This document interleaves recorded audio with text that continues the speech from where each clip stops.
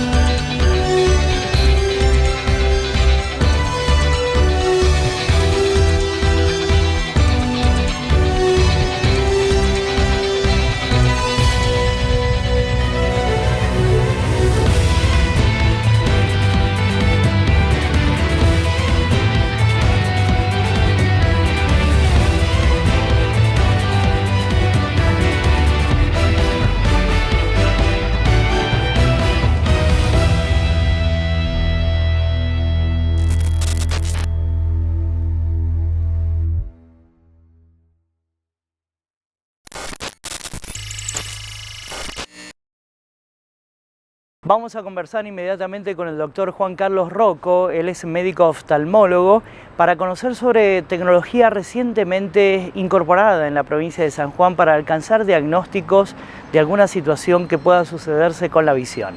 Estamos hablando de cascos de realidad virtual.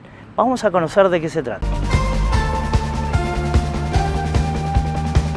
Antes de empezar a crear este dispositivo, nos basamos en una problemática global que tenemos, que todas las personas tienen, los pacientes del mundo.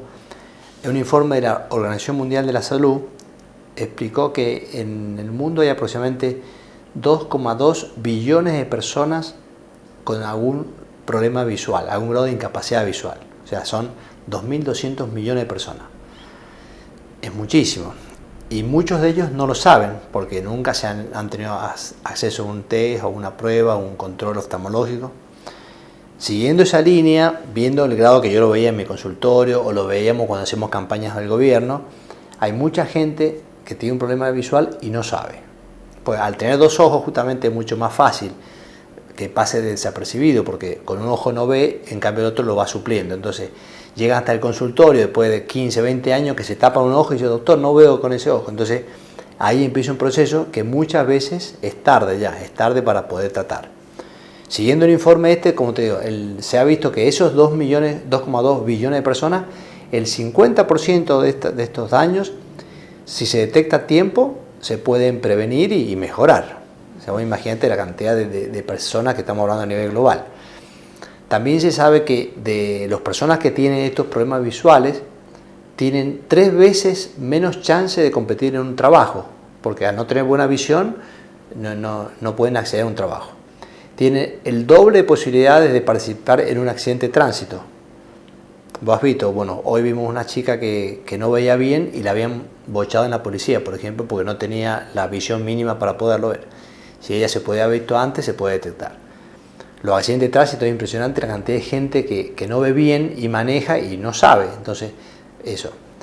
Hay un doble, las personas que tienen problemas visuales, hay un doble posibilidad de que tengan algún tipo de problemas, digamos, de estrés o depresión al no ver bien y no saben la causa.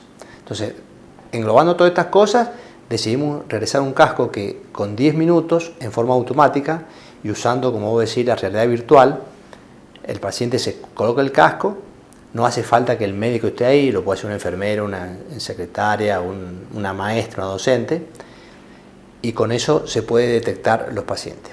Lo bueno de esto es que con 10 cascos, por ejemplo, vos en una hora puedes ver 60 personas, puedes detectar eso, porque aproximadamente con cada paciente demora 10 minutos. Lo hemos estado usando en Chaco, el gobierno nos contrató para hacer unas campañas visuales en Chaco para detectar los problemas que generalmente tienen los chicos que tienen problemas. Nosotros podemos determinar, no es para tratarlo, sino para detectar algún grado, o de miopía, o de astigmatismo, algunos grados de presbicia, problemas en el campo visual por un glaucoma incipiente, problemas de daltonismo, o hasta problemas en la degeneración de la mácula. Porque con esos 4 test que hace el casco, podemos detectar un sinnúmero de enfermedades, sin necesidad, te repito, que esté el oftalmólogo y en forma remota. En la época de la pandemia también estuvimos haciendo estudios en Buenos Aires, yo estando acá en San Juan y podíamos hacer estudios en la Gleice, fuimos en la clínica Furman y por mail te dan los resultados del casco y yo acá lo podíamos decir, bueno, esta persona tiene problemas, esta no. Más que nada lo que hace es democratizar el acceso al oftalmólogo y con tiempo se puede detectar muchas patologías. Hemos estado, como te digo, en las campañas visuales que hemos estado haciendo, ese es el rango, porque es muy sencillo, tiene una ayuda guiada para que va...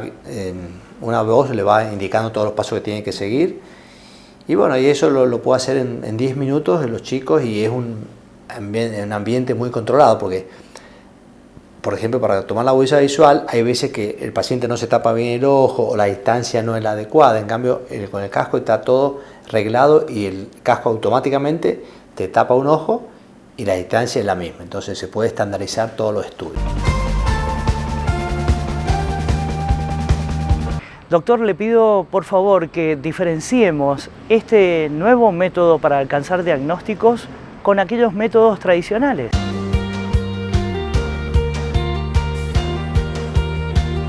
En un principio son los mismos estudios que nosotros hacemos en el consultorio, lo que le ganamos es un poquito de rapidez. Por ejemplo, hacemos la agudeza visual, los 4 test son agudeza visual, que es el estudio cuando vos tapas un ojo y ves unas letras. Es un test de visión de la cromática. Cuando hay un problemita en la visión cromática, el test lo puede detectar. Un test en la mácula. Cuando hay un test macular, o sea, es una prueba para ver si la retina tiene algún tipo de grado de discapacidad, la puedo ver ahí. Y el último, un campo visual. El campo visual es muy importante porque nosotros hay muchas patologías que empiezan a perder el campo visual en la forma periférica y después va al centro. ¿Qué pasa? Muchas personas no se dan cuenta porque es muy difícil darse cuenta solo que empezás a perder el campo visual. Solamente cuando ya lo perdiste todo, ves el campo visual muy chiquito que se llama caño de escopeta. Son grados de glaucoma avanzado. Entonces, con el casco nosotros podemos detectar algunos grados incipientes de daño a nivel periférico y no llegar a ese caño de escopeta que es lo más peligroso.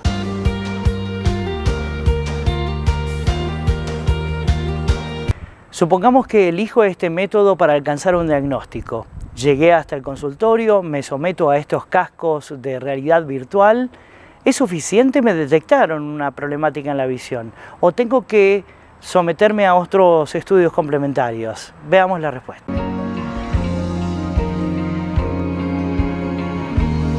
Exactamente, la patología, grado de miopía, de astigmatismo, de hipermetropía, se puede estar ahí, o de glaucoma, maculopatías, discromatopsia, un montón de patologías que lo más importante que es eso, que es en forma automática, en vía remota, porque el casco lo guarda el estudio ahí, o por mail, si hay wifi, lo envía a un mail que nosotros ya lo hemos acordado. Entonces, de esa forma, no es necesario que un médico esté presente, sino que enviamos 10, 20 cascos a un lugar, a una población, con alguien capacitado que lo haga, se hacen los estudios y después, cuando se da el informe, dice, bueno, del 100 personas que se ven, 30% le hace falta un examen más, en cambio las otras también. Entonces esa es la idea del casco básicamente.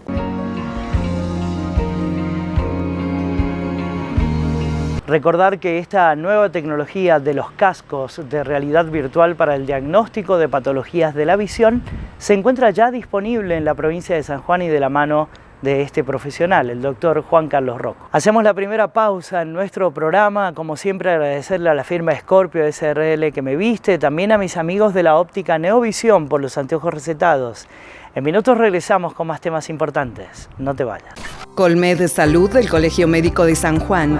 Planes especiales para jóvenes, cobertura en partos, traspasos de obra social, coseguro de obra social provincia, centros sanatoriales propios, amplia red de prestadores. Colmed Salud del Colegio Médico de San Juan. Ahora tu salud en buenas manos. Farmacia Zárate. Atención personalizada con farmacéuticos. Envíos a domicilio sin cargo. Alquiler y venta de productos de ortopedia y para internación. Farmacia Zárate. Farmacia de confianza. En calle Rivadavia, al lado del CIMAC. El Hospital Privado de Nariz, Garganta y Oído cuenta con más especialidades para una atención integral. Profesionales con marcada trayectoria y tecnología de vanguardia. Único centro de atención permanente las 24 horas. Hospital Privado de Nariz, Garganta y Oído. Junto a los sanjuaninos. En Rehabilitar San Juan le mejoramos la calidad de vida a los sanjuaninos. Medicina laboral pre- y posocupacional, rehabilitación integral, neurología y fisioquinésica con última tecnología, servicio de internación con profesionales calificados en cada área, convenio con obras sociales. Rehabilitar San Juan, responsabilidad y calidad. Todo Médica está preparado para abastecer el sistema sanitario de la provincia, tanto en el ámbito público como privado. Todo Médica cuenta con marcas exclusivas, reconocidas a nivel internacional. Todo Médica San Juan es mi lugar de confianza. Todo Médica San Juan, productos para el cuidado de nuestra salud. Este verano prevení las picaduras de escorpión. Incorporá las siguientes medidas de prevención en tu hogar. Es muy importante que mantengas la higiene de tu vivienda, especialmente en rincones detrás de los muebles. Evita caminar descalzo durante la noche y usa guantes y botas para la limpieza de patios y baldíos. Revisa la ropa y el calzado antes de vestirte. Evita meter las manos en huecos de árboles y otros lugares que sirvan de refugio para los escorpiones. Tapa resumideros con tela metálica y desinfectalos periódicamente. Elimina cucarachas y grillos, alimento preferido de los alacranes. En caso de picadura, dirigite al hospital más cercano. Juntos podemos prevenir las picaduras de escorpión. San Juan Gobierno, Ministerio de Salud.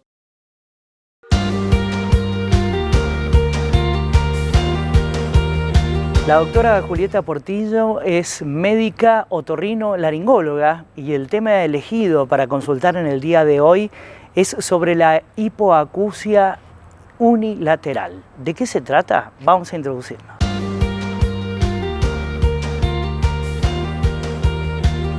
Bueno, cuando hablamos de hipoacusia hablamos de una disminución de la agudeza auditiva, de la capacidad de escuchar los sonidos o de discriminar las palabras según distintos tipos de hipoacusias. Y cuando hablamos de unilateral es cuando compromete solamente a uno de los dos oídos o compromete en mayor proporción a uno de los oídos y el otro tiene una audición o normal o una audición útil que puede generar la discriminación del habla y del lenguaje. Este tipo de hipoacusias genera en algunos pacientes que tienen muy buena adaptación, ningún inconveniente, pero hay otros pacientes en los que empieza a generar una dificultad en la discriminación, ya que produce un efecto sombra a la cabeza. Entonces los sonidos que vienen del lado comprometido no son escuchados por el otro oído tampoco. Entonces tenemos como el campo auditivo disminuido y esto hace que a una persona le estén hablando del lado que no escucha y no responda, o un sonido que viene de ese lado o de algún otro lugar tenga menor localización.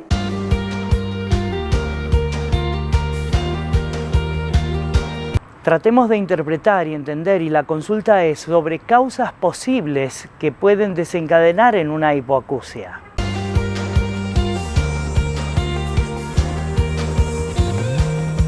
Las causas son múltiples, pueden ser hipoacusias neurosensoriales o hipoacusias conductivas, o sea, puede ser una malformación, por ejemplo, la ausencia de conducto auditivo externo o del pabellón auricular. Puede ser una hipoacusia neurosensorial de distinta índole, puede ser por una hipoacusia súbita, puede ser por un tumor del nervio auditivo. Las causas son múltiples y en realidad lo que ocasiona es un cuadro similar con las características de escuchar de un solo lado, lo que produce una disminución de la localización de los sonidos y la discriminación de la palabra en ruido. Cuando uno está en un ambiente silencioso, en una conversación con poca gente, generalmente es manejable y el paciente, la persona que tiene esta patología, no tiene ningún inconveniente para comprender lo que están conversando, lo que se está diciendo. Cosa que se modifica cuando hay mucha gente o hay un ambiente que es ruidoso de base. Entonces, este ambiente desafiante para la audición hace que caiga la discriminación.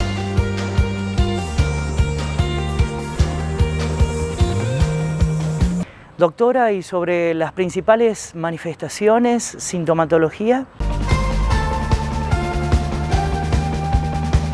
La aparición de la disminución, ¿sí? En algunos casos es más fácil porque puede ser, primero habría que dividirla en realidad en congénitas o que vienen con nosotros desde el nacimiento y las hipoacusias que son tardías o adquiridas en el transcurso de nuestra vida.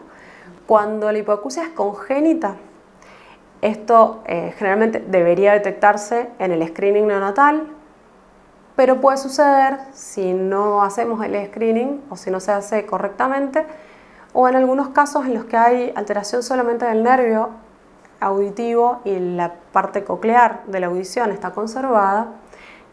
Esto ocasiona como una interrupción de la vía auditiva, que las autoemisiones nos den bien. O sea que puede pasar que esto pase desapercibido y que lo detectemos más adelante, pero en condiciones normales óptimas esto debería detectarse en los primeros meses de vida. Y después, posteriormente, por ejemplo, en un niño, cuando un niño no responde si yo le hablo de un lado y responde cuando le hablo del otro, si gira su cabeza solamente hacia el mismo lado, o sea, si yo le hablo del lado derecho y gira para el lado izquierdo, tengo que presumir que está escuchándome con el izquierdo y no con el oído derecho. En los pacientes adultos es mucho más simple porque aparece la sensación propia de que la audición está cayendo y que escucho menos con uno o con otro. Muchas veces tampoco se da cuenta el paciente solo, pero sí suele detectar que escucha mejor con un oído que con el otro el teléfono, o que tiene que subirle al teléfono cuando lo atiende con el oído derecho. Esas cosas pueden, cuando es muy sutil, pueden no detectarse y aparecer esta diferencia y que ahí se dé cuenta, o que escucho con un auricular y con el otro no, alguna de estas situaciones. Hay distintas pruebas a las cuales se puede someter a un paciente para determinar fehacientemente que se trate de una hipoacusia unilateral. Pero ante la determinación, ¿qué se puede hacer al respecto? El diagnóstico es con una audiometría, inicialmente con una audiometría para determinar cuál es el grado de audición que tenemos, tanto de un oído como del otro, y en función de esto ir guiándonos. Si es una hipoacusia conductiva o neurosensorial, se van haciendo estudios por imágenes y otros estudios complementarios para determinar la causa en primera instancia. Una vez que sabemos la causa, ya podemos plantear un tratamiento. ¿Qué será de la patología? Si es necesario, por ejemplo, en el caso de un neurinoma, en donde tal vez sea necesario realizar algún tratamiento sobre esa patología, y en otras directamente se trata la hipoacusia.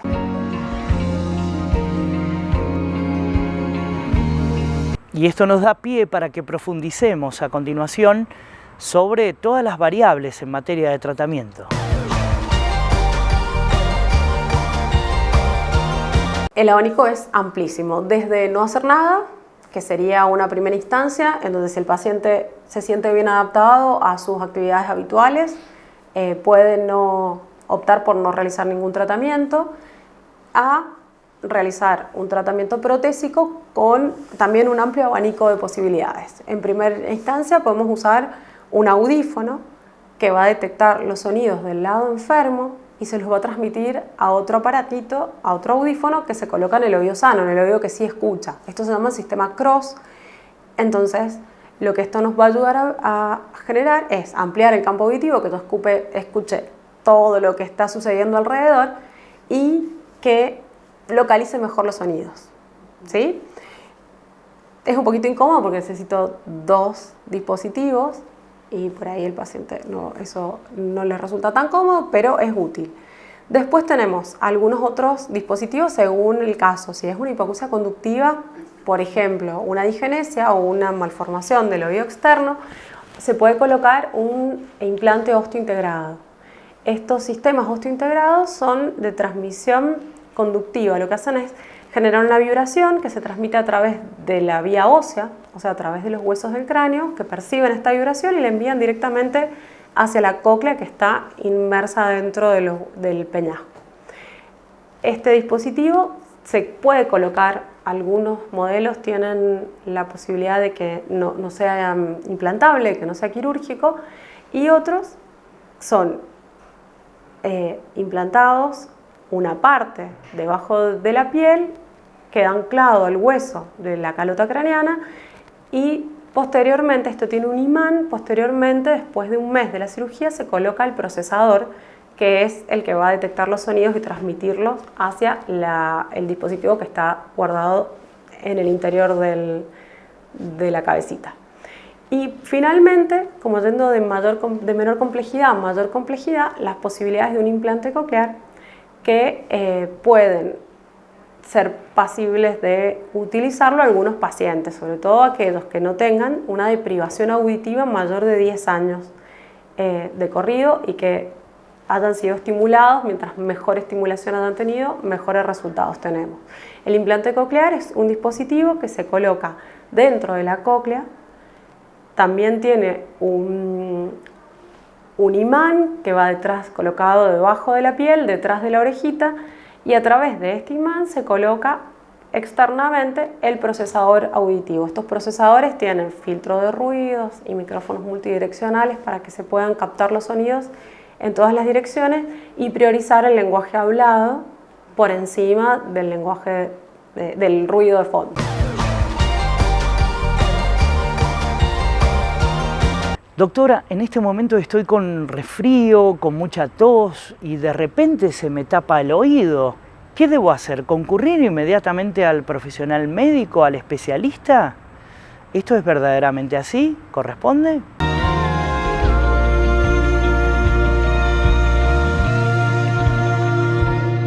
Esto puede suceder en cualquier momento. El oído medio está comunicado con la nariz o con la parte posterior de la nariz, con la rinofaringe, a través de un conducto que se llama trompa de Eustaquio.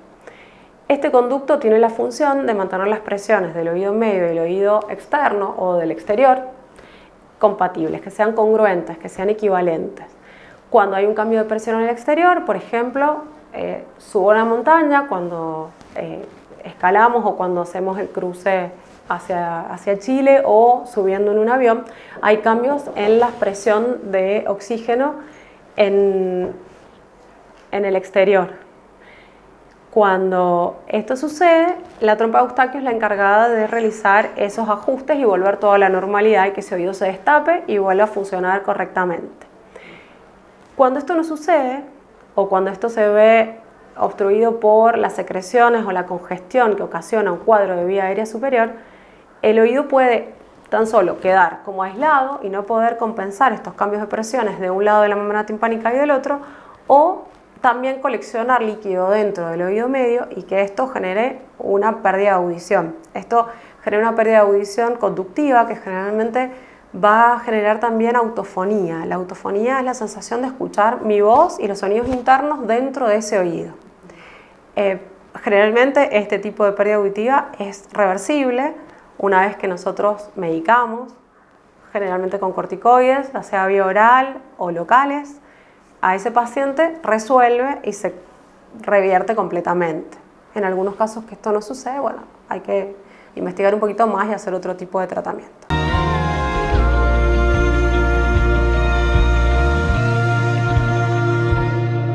Siempre en el final del informe hablamos sobre la prevención, pero aquí el tema prevención y es poco viable, no es muy alentador, pero doctora, siempre debe existir alguna clave, algo, aunque sea mínimo, que nos brinde algún indicio de conducta justamente para poder prevenir. Vamos a escucharla en el final del informe. No tenemos mecanismos de prevención que nosotros podamos corregir habitualmente. Generalmente los que son prevenibles son bilaterales, por ejemplo, el ruido, la exposición al ruido, la exposición a medicamentos ototóxicos los trastornos metabólicos, todas esas cosas las podemos solucionar. En algunos casos los trastornos metabólicos como las vasculopatías pueden ocasionar una hipoacusia súbita y esto una pérdida neurosensorial. Eso sería lo más prevenible y por otro lado, en el caso de los neurinomas, hacer el diagnóstico precoz. Pero la realidad es que la hipoacusia súbita no tenemos como consejos de prevención que sean que cubran todo el espectro de patologías que pueden ocasionarlos. Así que, sí, en general, es difícil dar una pauta a seguir y que cubra todas las opciones. Hacemos una nueva pausa en nuestro programa y ya volvemos. Quédate allí, no te vayas, por favor. Ortopedia del Sur, del licenciado Jerónimo Galván, especialista en órtesis y prótesis, productos de ortopedia y rehabilitación, alquiler, fábrica de plantillas y calzado ortopédico, tecnología única en la provincia para el estudio de sus pies, calidad y atención personalizada. Libertador hacia el este, a una cuadra de Clínica El Castaño. Ortopedia del Sur. Nos importa usted. Colmed Salud del Colegio Médico de San Juan. Planes especiales para jóvenes, cobertura en partos, traspasos de obra social, coseguro de obra social provincia, centros sanatoriales propios, amplia red de prestadores. Colmed Salud del Colegio Médico de San Juan. Ahora tu salud en buenas manos. Decir José Fasoli es decir carpintería de calidad en madera y ahora en aluminio también. Tecnología única en San Juan para lograr un mejor acabado en aberturas, muebles de cocina y placar. Contamos con pisos flotantes de madera y melamínicos de alto tránsito y residenciales. Asesoramiento y garantía. José Fasoli, carpintería de calidad. Tercera generación brindando confort a los sanjuaninos. Las aberturas de aluminio, de madera, muebles de cocina y placar del futuro complejo Catamarán son de José Fasoli, carpintería de calidad. Todos los medicamentos, productos de perfumería y regalos los encuentra en Farmacia Curí. Hacemos envíos a domicilio a los teléfonos 421-4546 y al 427-2210. Con la atención y rapidez que nos caracteriza. Farmacia Curí, en calle Entre Ríos, frente al Banco San Juan. Entre todos podemos combatir el dengue. Aplica las siguientes medidas de protección personal. Coloca, de ser posible, mallas mosquiteras en ventanas y puertas. Utiliza espirales, pastillas o líquidos fumigantes. Aplicar repelente en las partes expuestas del cuerpo, siguiendo las indicaciones de la etiqueta del producto. Coloca mosquiteros o tules sobre las cunas y camas. Usar ropa que minimice la exposición a picaduras. El mosquito del dengue solo transmite la enfermedad si antes picó a otra persona con el virus. Ante dudas, llama al Ministerio de Salud 430-7290 o al 422-2844. Ministerio de Salud, San Juan Gobierno.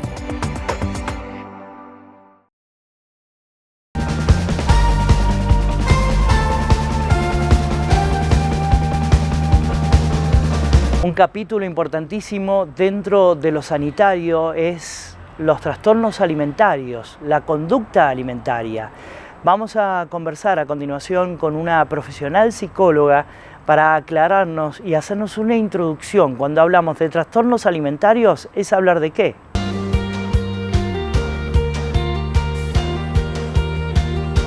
Muy importante poder hablar de la prevención de los trastornos de la conducta alimentaria.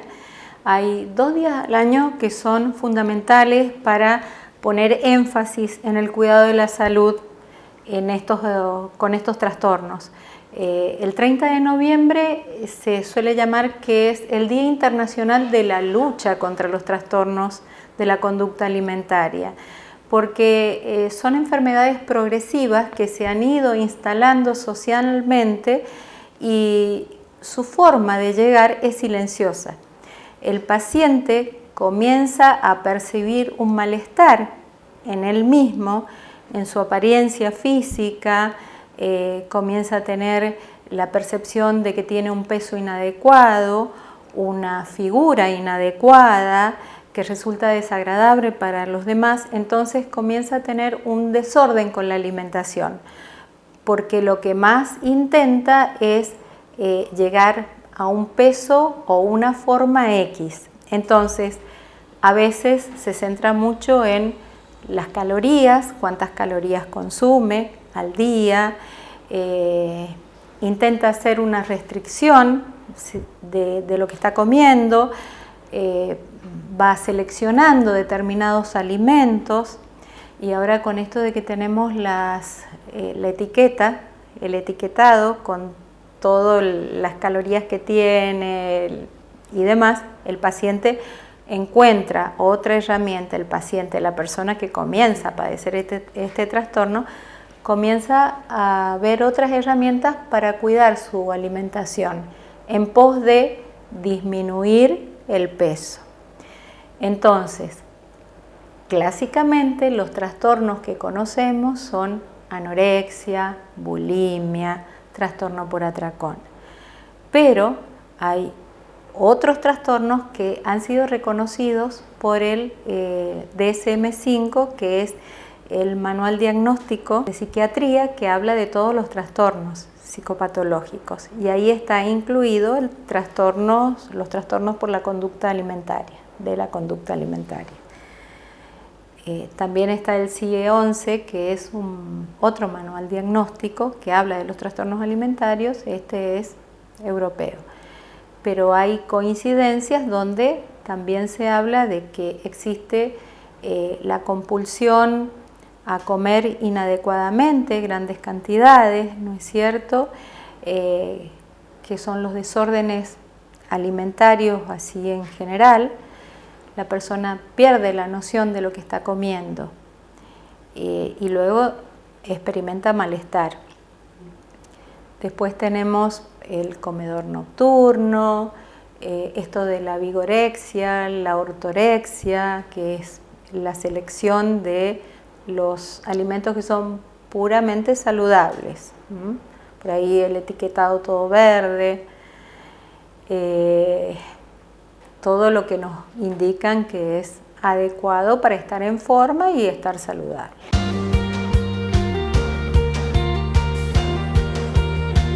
¿Qué pasa en una persona, a su alrededor, en lo personal, en la intimidad, que cae en un trastorno alimentario?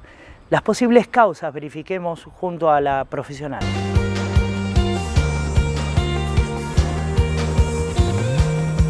Hay un sustrato psíquico muy profundo que hace que el paciente haga este trastorno. Generalmente aparece un evento traumático, ¿sí? Y la necesidad de empezar una dieta.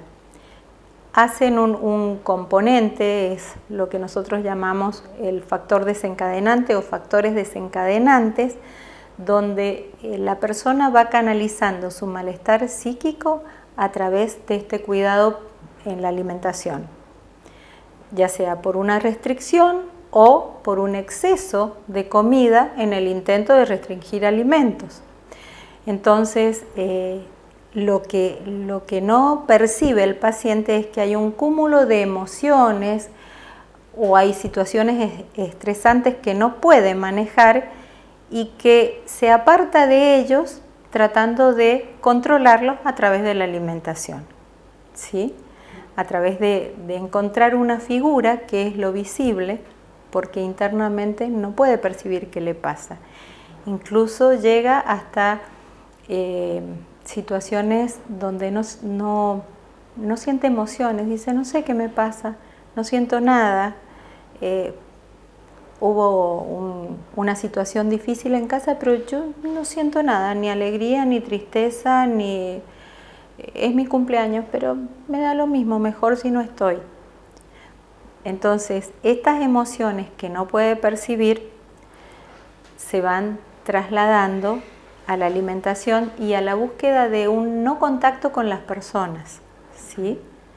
Un aislarse, porque la persona se siente inadecuada, cree que la gente la mira y no la acepta, entonces comienza a recluirse en su propio mundo.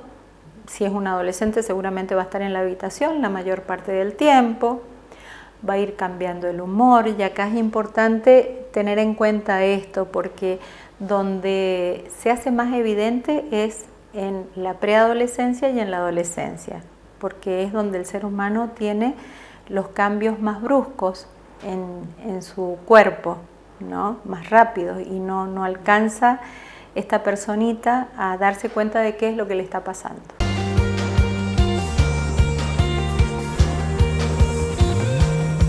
Licenciada, vemos constantemente a través de la televisión u otros medios esto de los estereotipos, el intentar imitar o algo que se pone de moda. También en el tapete poner lo de bullying, la burla que puede existir en algún ámbito, en la escuela, por ejemplo. ¿Esto puede influir decididamente para desencadenar un trastorno en la alimentación? Sí, eso entra como uno de los factores desencadenantes y a veces mantenedores del trastorno de la conducta alimentaria, porque permanentemente la persona que se siente mal consigo mismo y es atravesada por esta sensación de ser rechazada por su apariencia, está tratando de cumplir con ese estereotipo, de alcanzarlo. Entonces está muy atenta a todo lo que pasa afuera y a todo lo que ese afuera le está diciendo que haga o que debe hacer con su cuerpo. Las redes tienen una influencia, bueno, como escuchamos, ¿no? Por suerte hay muchos investigadores y especialistas que nos están advirtiendo. El adolescente, ¿con qué se relaciona más? Con su celular, con su tablet, más que con el amiguito, con la mamá, con el papá, con el hermano. Entonces allí es donde encuentra la mayor cantidad de influencias. Incluso hay espacios dedicados a encontrar información. ¿Cómo hago yo para bajar de peso en una semana? ¿Cuánto debo pesar? ¿Cómo debo hacer para que en el caso del adolescente no se dé cuenta mi mamá, mi papá, que no estoy comiendo? Entonces van encontrando ciertos tips para lograr ese descenso de peso y en qué tiempo, y lo cumplen a rajatabla. Entonces acá viene la parte psicológica, donde se desarrollan conductas de perfeccionismo en cuanto a los cuidados de su entorno, a la limpieza, a cumplir con la escuela, porque nos encontramos con que son excelentes alumnos, la mayoría de ellos, ¿sí? Siempre están buscando cumplir con esas normas donde ellos se puedan destacar, por ejemplo, en el estudio, ¿sí? Entonces eso también hay que tener cuidado.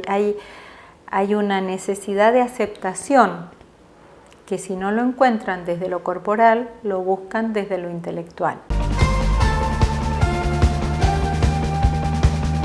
No solo es el paciente y su tratamiento aquí, el rol de la familia será fundamental para que pueda mejorar el pronóstico de la persona.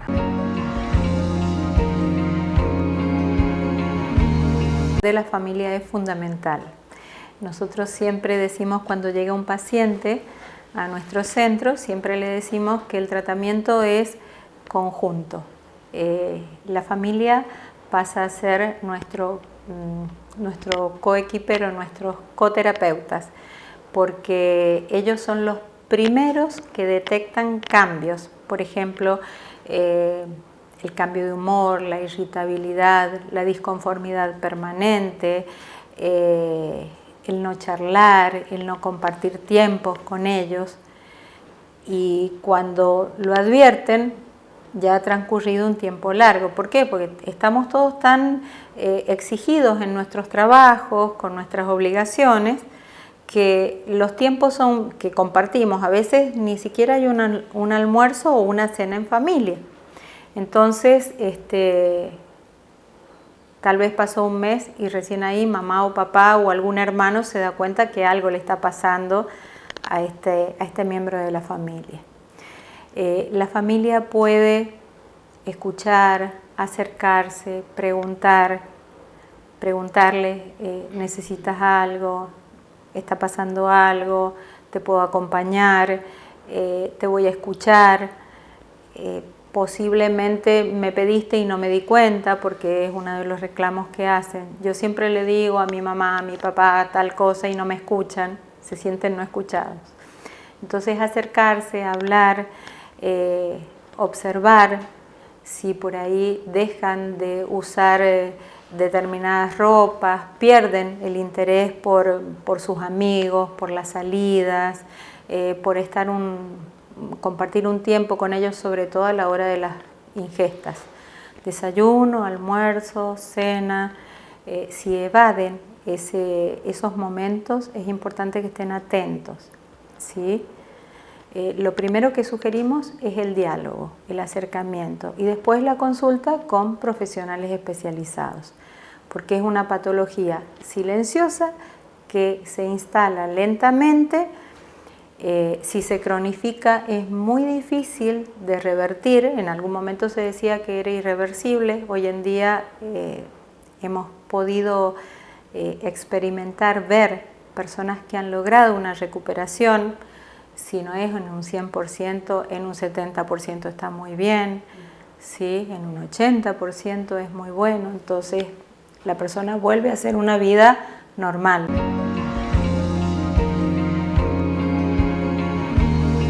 ¿Hay que preocuparse solamente en las nenas y de baja edad o también en los varones que puede afectar? Vamos a conocer sobre este nivel de incidencia en el final de este informe. Se da generalmente en mujeres, pero en varones ha crecido mucho, ¿sí? Porque es muy común que el varón esté muy pendiente del gimnasio, ¿sí?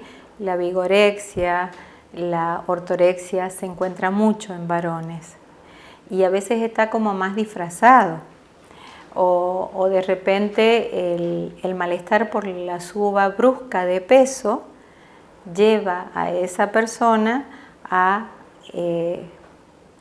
veces hacer un trastorno restrictivo que termina siendo un trastorno por atracón. Y algo que está sucediendo muchísimo y que es una pandemia es la obesidad, ¿sí? El trastorno por atracón es más frecuente de lo que nosotros pensamos y puede derivar en una obesidad, ¿sí? Tenemos que separar. La obesidad no es un trastorno de la conducta alimentaria propiamente dicho, pero es un trastorno alimentario que merece tratamiento y a veces se cruzan, es muy difícil poder separarlos, a veces coexisten, a veces hay una comorbilidad. Hoy en día se está trabajando mucho para prevenir la obesidad también, que es una de las cosas que insistimos en el centro. En este centro, buscar una alimentación saludable, una actividad recreativa, el movimiento, la comunicación con otras personas, compartir actividades, ¿sí? Para evitar llegar sea a un trastorno de la conducta alimentaria propiamente dicho o a una obesidad, porque también los chicos y los adultos tenemos mucho sedentarismo propio de cómo vamos llevando nuestra vida. La tecnología nos lleva a esto, bueno, cierto confort que no es lo esperado, lo adecuado para el ser humano, que necesita movimiento.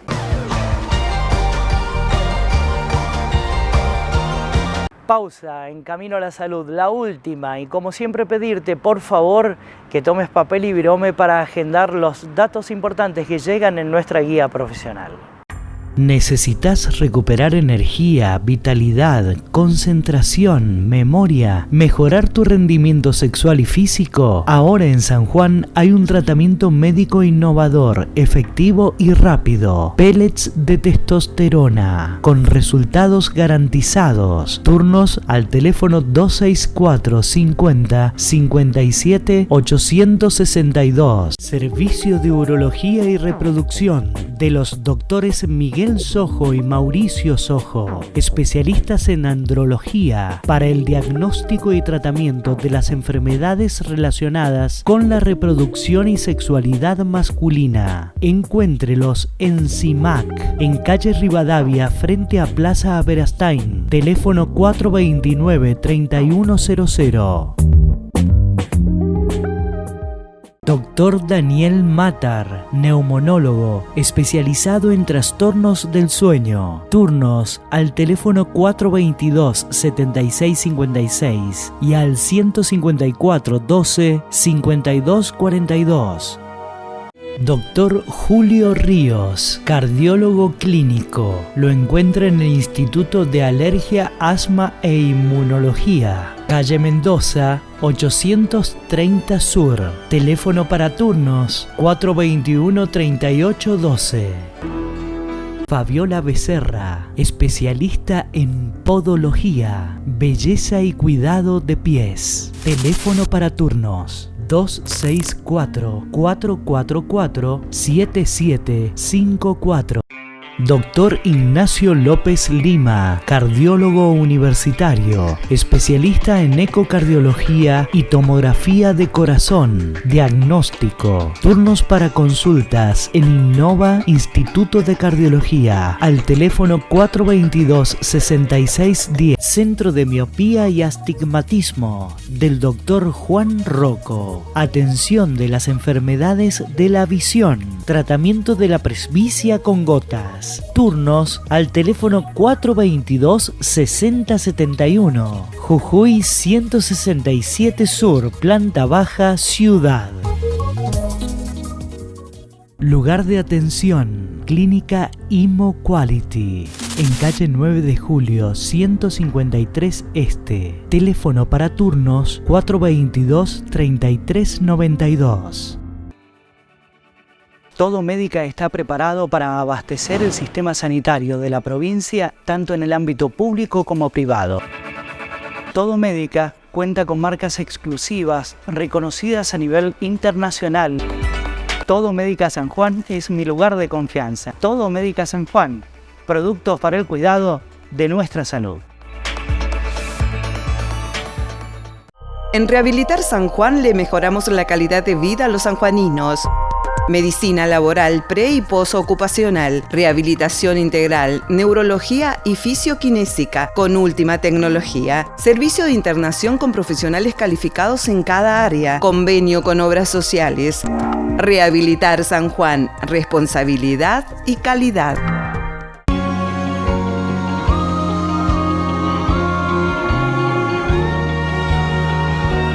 La doctora Claudia Noriega es médica de familia especializada en salud sexual reproductiva. El tema elegido son los métodos anticonceptivos, los que hoy están disponibles en el ámbito de salud pública, las características que tienen y todo lo que debe conocer una mujer. Vamos a verlo a continuación.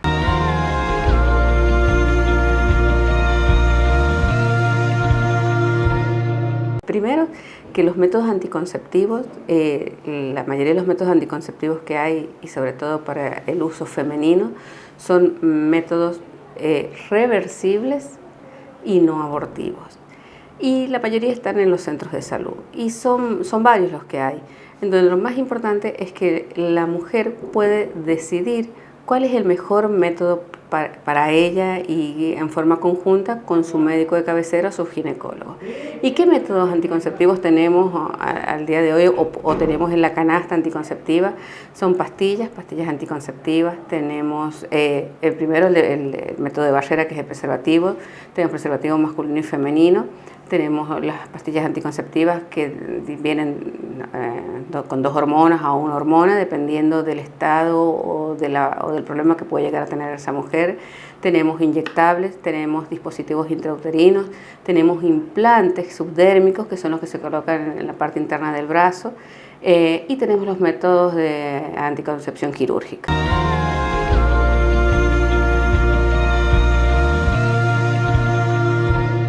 Doctora Noriega, una mujer nos está consultando, ¿cuál es el método más adecuado para elegir? Vamos a conocer.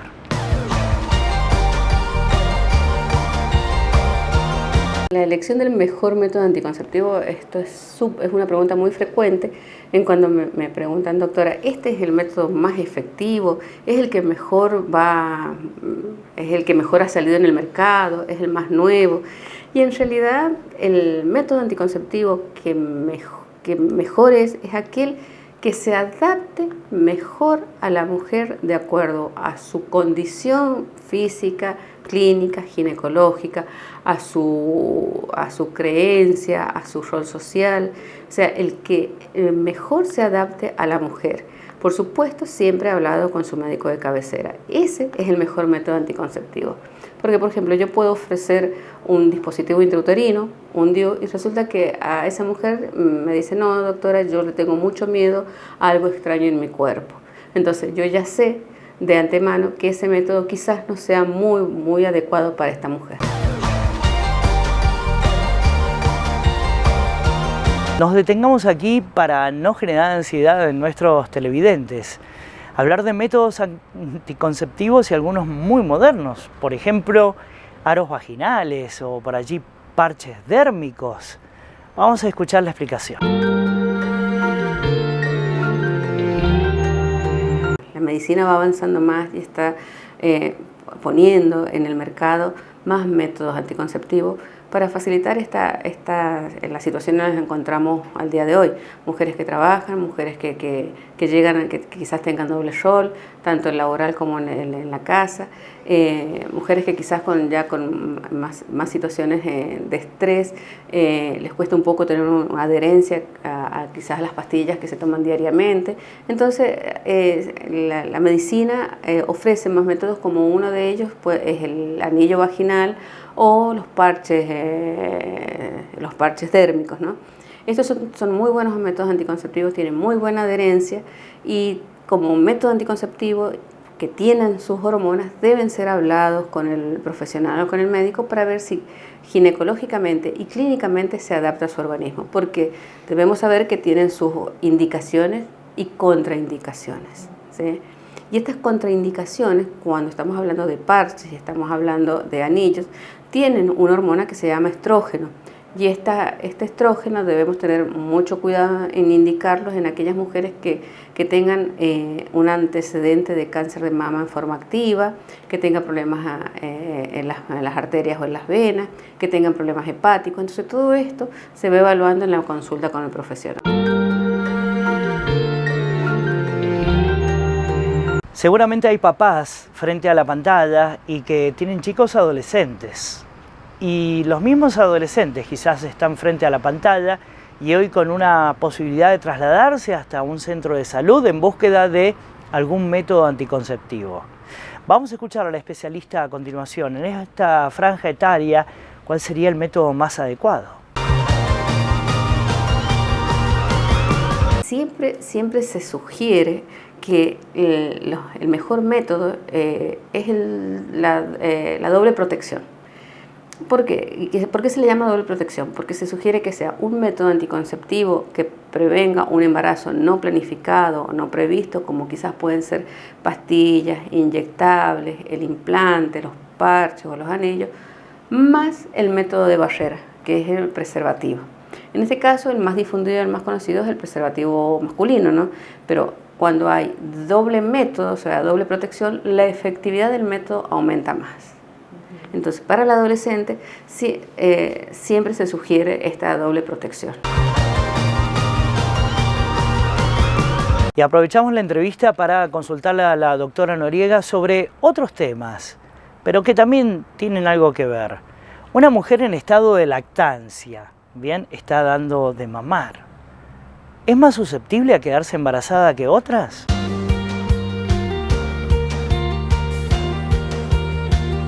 En esta etapa del ciclo vital de la mayoría de las mujeres, que es la lactancia, también si bien hay riesgo de embarazo si hay relaciones sexuales sin protección.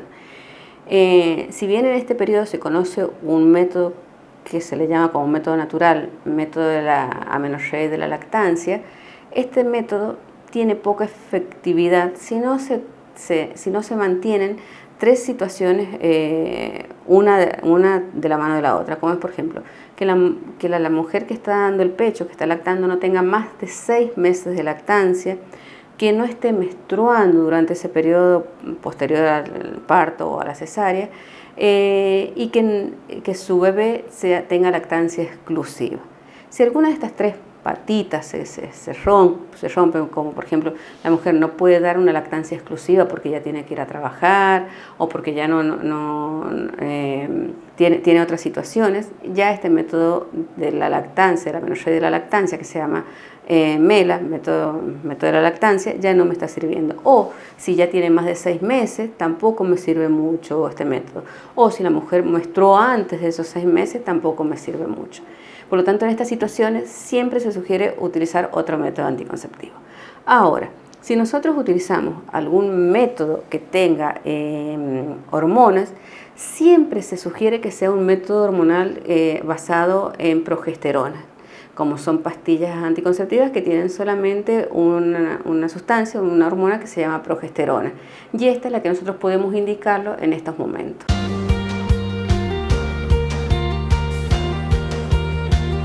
Derribando mitos a continuación, porque nos llegan consultas.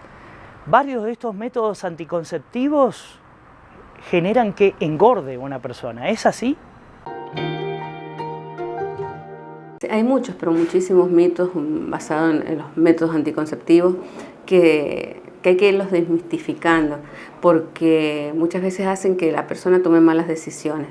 Uno de estos, generalmente dice, yo si tomo pastillas anticonceptivas voy a aumentar de peso. Y en realidad esto es un mito, no es así, porque las pastillas anticonceptivas no hacen que la persona aumente de peso. Al contrario, muchas veces se utiliza como para regularizar un ciclo hormonal y esto ayuda a que la mujer esté más tranquila. En el final de este informe, un mensaje clave. Y es que ninguno de estos métodos anticonceptivos previene la enfermedad de transmisión sexual.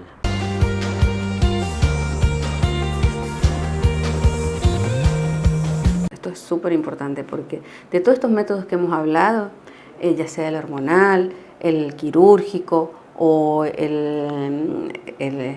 que son los dispositivos intrauterinos, ninguno de estos métodos previenen de enfermedades de transmisión sexual.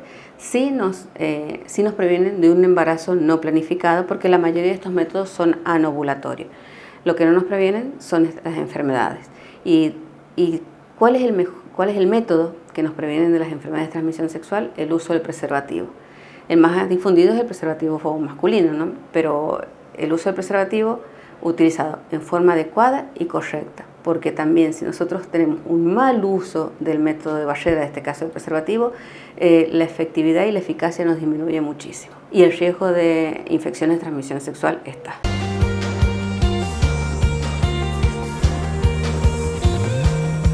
Y así llegamos al final de nuestro programa. El reencuentro será el próximo martes a las 19 con más temas importantes que también nos ayuden a mejorar nuestra calidad de vida. Recuerde, las vías de contacto que aparecen en pantalla estarán disponibles durante toda la semana para efectuar cualquier tipo de consultas y sugerencias. Y pedirte hasta ese próximo encuentro que cuides muchísimo, pero muchísimo tu salud. ¿Por qué? Porque nos interesa hoy más que nunca que estés bien. Gracias por elegirnos, gracias por estar.